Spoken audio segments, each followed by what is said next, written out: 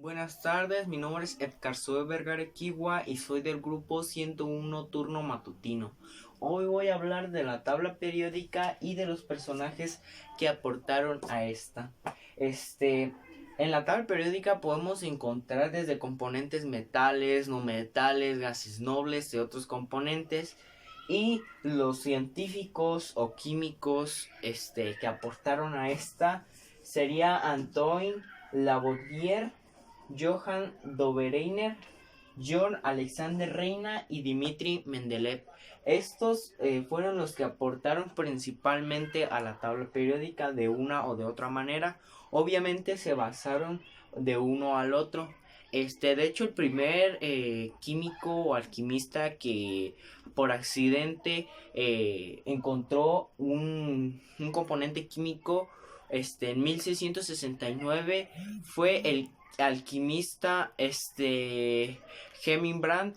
Descubrió accidentalmente el fósforo al tratar de convertir metales como el plomo y el oro puro. Algo que por supuesto nunca logró porque en ese momento sino que no era posible. Pero pues por los materiales y todo eso. En el siglo XVIII empezaron a surgir nuevos descubrimientos, principalmente los gases como el hidrógeno, el nitrógeno y el oxígeno. Además de consolidarse el término elemento. Antoine Lavoisier, famoso químico, biólogo y economista francés, es considerado el padre de la química moderna y hizo grandes aportes, entre ellos la lista de sustancias simples, donde aparecían 33 elementos químicos, agrupándolos en gases, metales y no metales y tierras.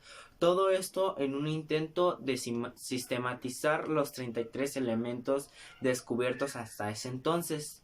De hecho, él fue el que principalmente avanzó más entre los otros tres que se van a ver en este tema. Pero aún así todos tienen su proceso.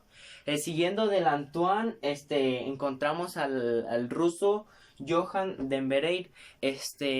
Él a principios del siglo XIX, notó el parecido que existía en ciertos grupos de tres elementos. A estos grupos de tres les llamó tierras, como las estrellas de litio, sodio y potasio, el calcio, el cloro y el yodo. A finales del siglo XIX, el químico inglés señaló en una serie de documentos que cuando los elementos se enumeran de menor a mayor peso atómico, las propiedades físicas y químicas parecidas se repiten en intervalos del anterior. Esto fue llamado la ley de las octavas, pero cuidado porque no es lo mismo eso con la ley del octeto. Pero también fue el que se apoyó con Antoine Lavoisier, porque él fue el que le ayudó a poner el número atómico, y también se apoyó con los temas que Antoine Lavoisier. Pero casi simultáneamente, en 1869, el ruso Dmitri Mendeleev publicó su primera tabla periódica. Esta tabla agrupaba los elementos de grupos de 8, ¿ok? Cada con sus propiedades químicas principales, ¿ok? Además dejando espacio para los elementos que faltaban por descubrir. Incluso predecía las propiedades de estos elementos faltantes. No obstante, esta tabla presentaba problemas que se debieron integrar los gases nobles y las tierras, ¿ok? Y también los elementos radiactivos. Esa tabla no es obviamente la misma que esta porque todavía faltaban componentes, pero aún así de los 33 que puso Antoine, Todavía creo que tenía como otros 20 o por ahí así más o menos, y aún así faltaban más componentes. De estos creo que son los últimos que se han puesto hasta la fecha. Pero aún así se pueden seguir descubriendo, aunque todavía falta mucho tiempo para eso. Este, a medida que el tiempo pasaba, más y más eran elementos descubiertos hasta tener la tabla que hoy conocemos, que es exactamente esta.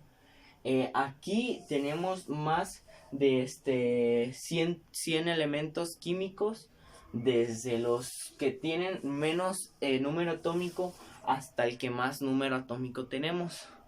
Ok, pues eso sería todo. Esta fue mi exposición, un poco breve, pero fue concisa. Muchísimas gracias y buenas tardes.